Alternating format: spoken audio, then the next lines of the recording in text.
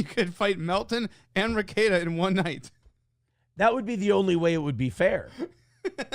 Who do you fight first, though? Who do you give the advantage to? Melton's probably the bigger barely challenge winded. just because of the size. Like when he gets tired, he might lean on you. And that might wear you down a little bit. So maybe Rekieta. Oh, but then Rekieta would have the advantage because you'd be kind of gassed. You'd be out of breath. You couldn't huff and puff as hard so he wouldn't tip over when you breathe on him. The thing about Rekieta is you can kind of break him in half with one hand. Yeah. That's like, even when we were arguing one time, this was funny. Even when we were arguing one time, he was getting so incensed. Uh-huh.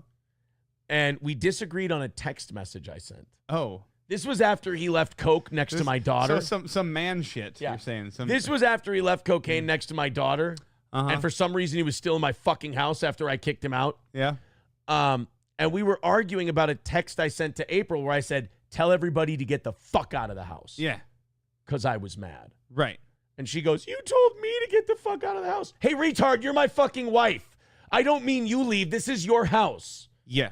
I mean everybody Tell fucking everybody. out. Yeah. That everybody else is Like if you and your wife are throwing a party and you tell your wife, everybody out, your wife doesn't fucking leave. No, that's insanity. It's insanity. That's your wife looking for a reason to leave. Right. She didn't get that, and she played the victim.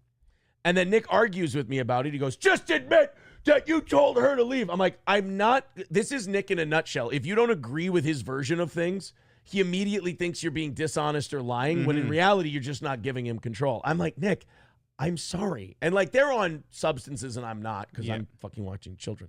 But I'm like, dude, I'm not going to admit that I said something that I didn't say. Right. I'm sorry it looks like that on the text. Maybe I miscommunicated how I meant it on the text, and that's my fuck up. What I intended to say was this. You're a liar! Yeah, and he's screeching.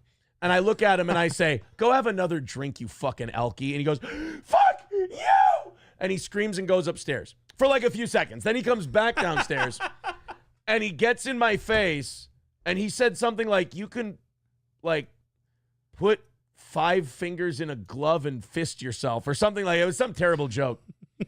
And he looks me in the eye. He goes, and I know you could fuck me up. I don't care. I'm like, well, as long as we. And I said to him, I go, well, we agree on that part.